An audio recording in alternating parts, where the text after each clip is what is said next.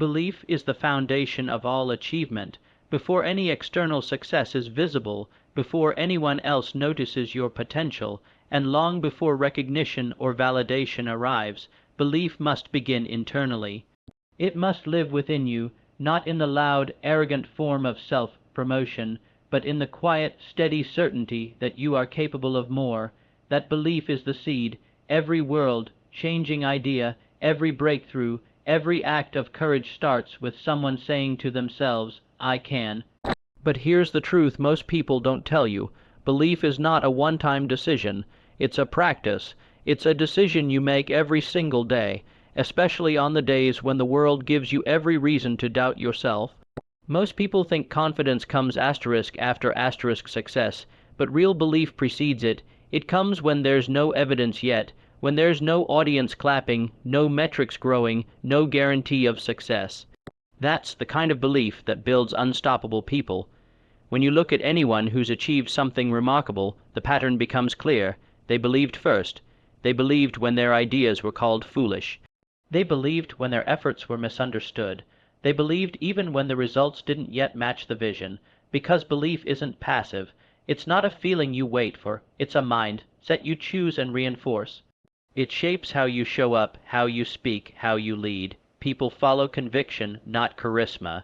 They follow those who move with the quiet confidence of someone who knows where they're going, even when no one else can see the destination. Belief is also what fuels resilience. When failure inevitably comes, as it does for everyone, belief is what keeps you from quitting. It reminds you that this moment doesn't define you, that the setback is part of the process, not the end of the road. Without belief, failure feels like finality. With belief, failure becomes feedback. This is why the belief must come from within. If your sense of value comes only from the outside, from praise, followers, numbers, you'll be a prisoner to it.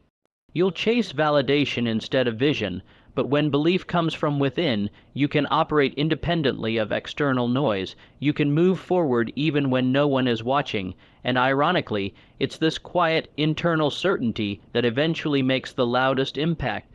Believing in yourself is not about thinking you're better than others.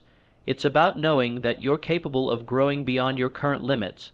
It's the deep understanding that you are not fixed, not finished, not fragile. That who you are today does not define what you can become tomorrow.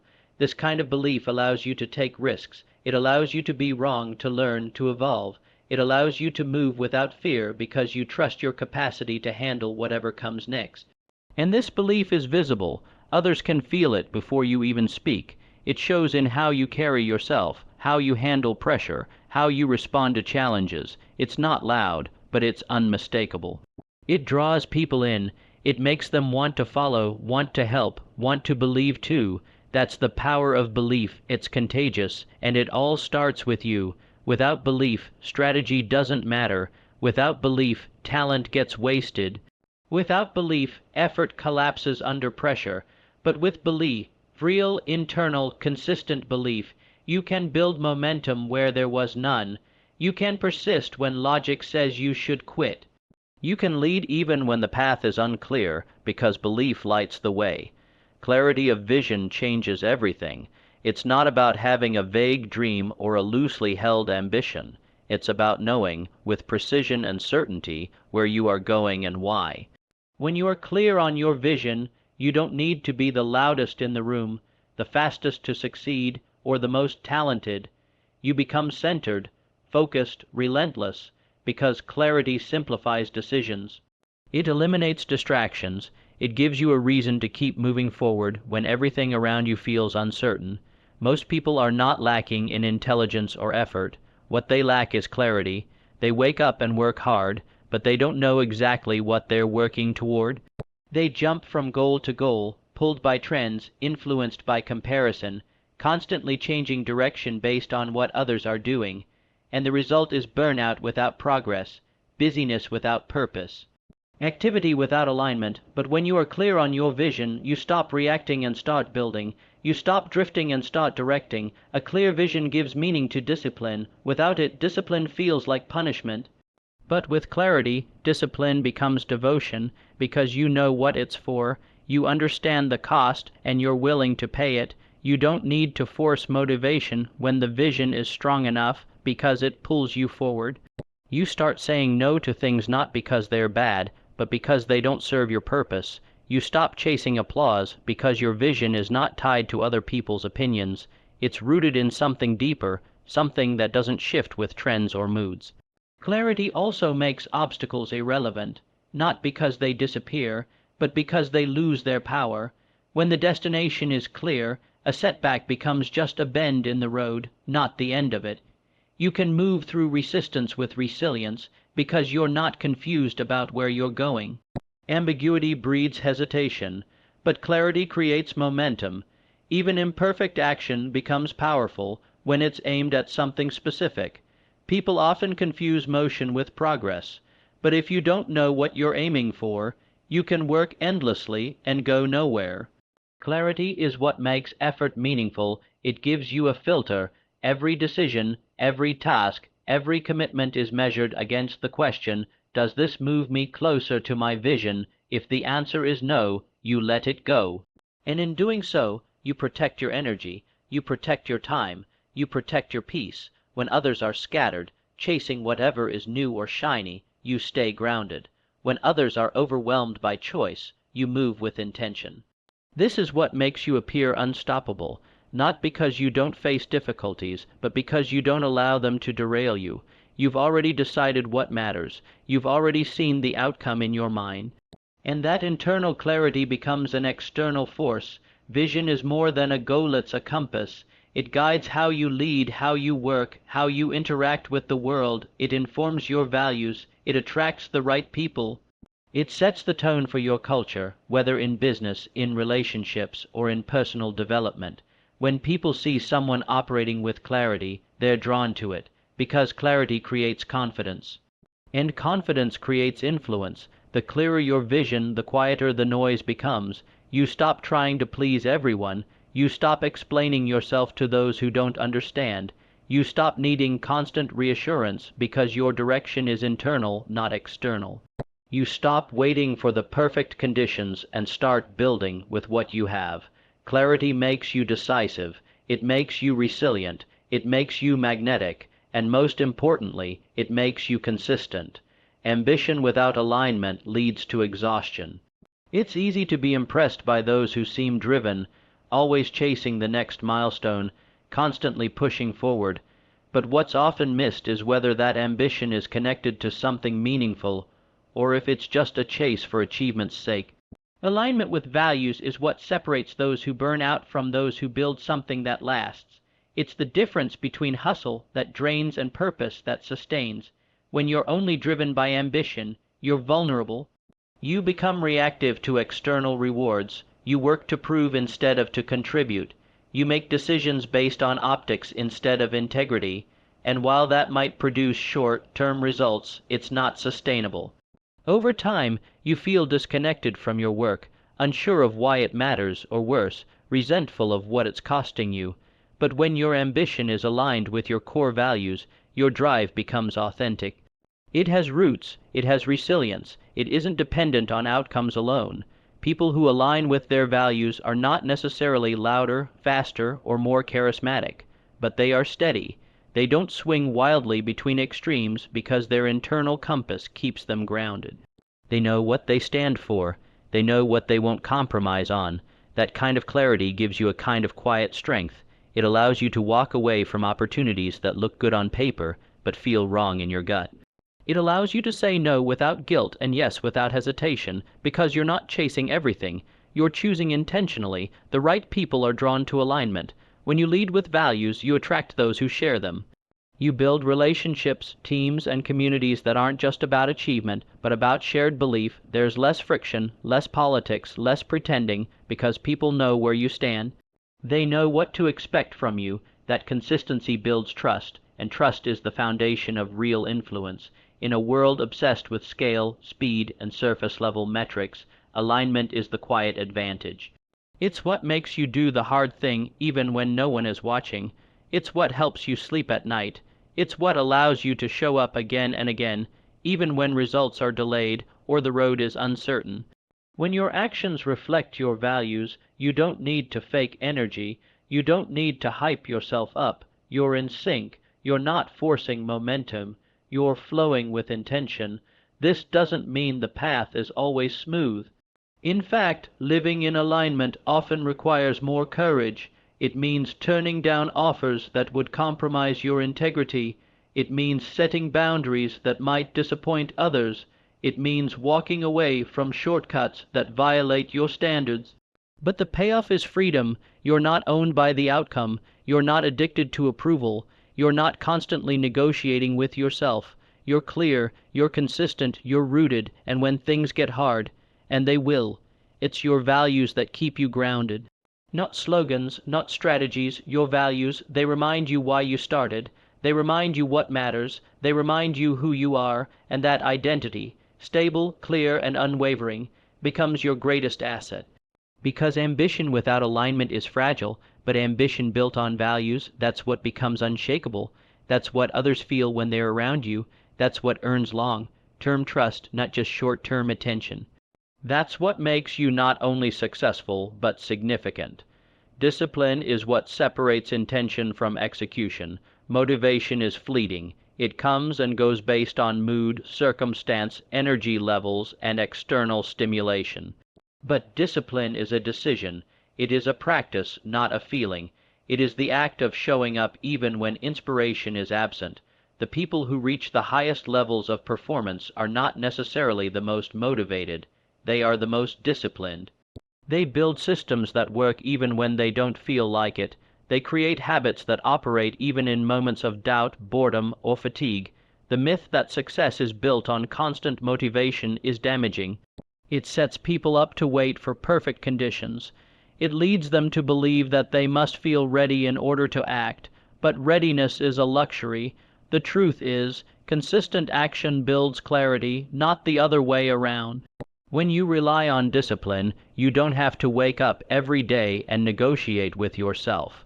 The decision has already been made. The routine is already in place. The structure holds you when your emotions do not. Discipline is not harsh or rigid. It is not punishment. It is an act of self-respect. It is choosing to keep a promise to yourself when it would be easier to break it. It is choosing alignment over comfort, progress over procrastination, purpose over distraction. It means doing the small things well and doing them often. It means building momentum through repetition, knowing that mastery is found in the unglamorous moments of daily effort. Those who practice discipline understand that excellence is not an event, it's a process. It's the accumulation of tiny, repeated actions over time. They know that breakthroughs are built on a foundation of consistency. They are not waiting for the perfect mood or the ideal timing. They're moving, building, refining. They understand that energy is created through action, not idleness, and that action, done deliberately and repeatedly, leads to progress that compounds. Discipline also builds trust, not just with others, but within yourself. Every time you do what you said you would do, you reinforce your identity as someone who follows through. That self-trust becomes a powerful force. It gives you confidence in the face of uncertainty. It allows you to keep commitments even when motivation fades. It becomes your edge in a world where most people quit when things get hard or inconvenient. There's a kind of quiet pride that comes with discipline. It's not boastful. It doesn't need attention. It shows up in the way you prepare, in the way you listen, in the way you stay committed even when no one is watching.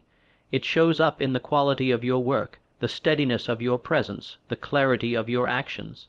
Discipline doesn't just improve results, it shapes character. It molds you into someone others can count on, and, more importantly, someone you can count on.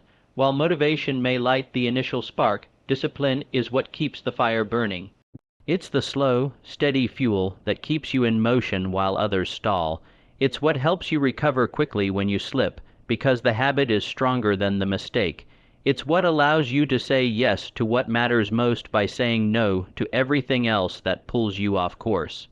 Discipline turns potential into reality. It transforms goals into results. It turns dreams into daily action. What you do consistently matters more than what you do occasionally. The gap between where you are and where you want to be is closed by deliberate action, not inspiration. And that deliberate action is rarely loud or exciting. It's often quiet, repetitive, even boring, but that's where greatness lies, in the discipline of doing the work, especially when you don't feel like it. Serving a mission greater than yourself changes the way you work, lead, and live. It pulls you out of the narrow lens of self, interest, and into something expansive, meaningful, and deeply energizing. When your actions are tied to service, your work becomes more than a task, it becomes a contribution. You stop asking only, "What do I get from this?" and start asking, "What does this create for others?" That question shifts your entire mindset. It redefines success. It elevates effort into purpose. When you serve something bigger than yourself, pressure transforms. It's no longer just about your personal performance, reputation, or advancement. It's about impact. You begin to see your role as part of a larger ecosystem. Your work starts to matter in a deeper way, not because it brings attention to you, but because it brings value to others. That value creates a kind of fulfillment that personal achievement alone cannot provide. It satisfies a human need far greater than success, significance. Significance doesn't come from titles or trophies. It comes from knowing that what you do improves lives, even in the smallest ways. It comes from using your skills, your strengths, and your platform to solve real problems. When you are anchored in service, you become resilient, because when it's not about you, you don't take things as personally. Criticism becomes insight. Obstacles become challenges to overcome, not just for yourself, but for the people you serve. This mission-focused mindset also shapes how you lead. People don't follow titles, they follow belief, they follow clarity, they follow someone who stands for something. When you lead with service, people feel it. They feel safe, seen, and supported, and in turn, they give their best, not out of obligation, but out of shared ownership. Service breeds loyalty because it's rooted in care, not manipulation, not control. But genuine care. There's a kind of paradox that emerges when you serve others first. You actually grow faster. You expand your influence not by trying to be impressive, but by being useful. People are drawn to those who lift others up. When you invest in helping others rise, you rise too. It becomes less about competing and more about contributing. And in the long term, contribution builds a far more stable legacy than competition ever could. Serving something bigger also sustains you during long seasons where results may be slow. If you're only fueled by self-interest, you burn out when recognition doesn't come quickly, but if you're anchored in mission, your fuel is renewable. You're no longer chasing fleeting moments of validation. You're building something that matters, whether or not you're applauded for it. That consistency creates compound returns, not just in your work, but in your character. It's easy in today's world to get caught up in personal branding, status metrics, and external markers of worth, but the work that lasts, the work that moves people, shapes culture, and changes lives, is almost always grounded in service. It's the kind of work that asks more of you but gives more in return. It demands humility, it requires empathy, it insists on long-term thinking, but it also delivers the kind of meaning that outlives the moment. You don't need to be a leader of thousands to serve something greater. It starts wherever you are. It starts with the choice to bring purpose into what you do. It starts with the decision to care deeply, to listen well, to act with integrity. Whether you're leading a team, raising a family, building a business, or writing a message that might reach just one person, when service is at the center, the work becomes sacred. And when the work is sacred, the results take care of themselves. The moment you stop trying to win someone else's race is the moment you start leading your own. In a world obsessed with comparison, it's easy to get caught in the trap of measuring your value against someone else's timeline, path, or style. But the people who truly outperform in the long run are the ones who define success on their own terms. They don't need to outdo others, they need to outdo who they were yesterday. That shift from competition to creation changes everything. Playing your own game is not about ignoring the world, it's about being intentional in how you move through it. It means you're not chasing status, trends, or applause. You're building something rooted in your strengths, your principles, your calling. That kind of clarity creates consistency. It frees you from the need to constantly pivot based on what others are doing. It allows you to go deep where others skim the surface, and in that depth you find excellence. Comparison dilutes energy. Every moment spent trying to keep up with someone else is energy taken away from your own mission. The truth is, you don't know their context, their compromises, their constraints. You see their highlight reel. You don't see the trade-offs, the insecurity, the internal conflict, but your path, you know it. You know what matters to you, what you're willing to sacrifice, and what you're not. When you stay in your lane, your power is concentrated, your effort compounds, your progress becomes exponential. The most successful people aren't necessarily the most talented. They're the most aligned. They build systems that reflect who they are. They work in rhythms that suit their nature. They focus on what only they can do. This kind of focus makes them look almost effortless, not because the work is easy, but because it's clear. There's no wasted motion, no constant reinvention, just forward movement, rooted in self-awareness. When you play your own game, failure changes shape. It's no longer a public embarrassment. It's a data point, a course correction, a necessary part of refining your craft, because you're not trying to impress anyone, you're trying to grow, and growth requires trial, error, and humility. It requires space to be messy, to make mistakes, and to learn.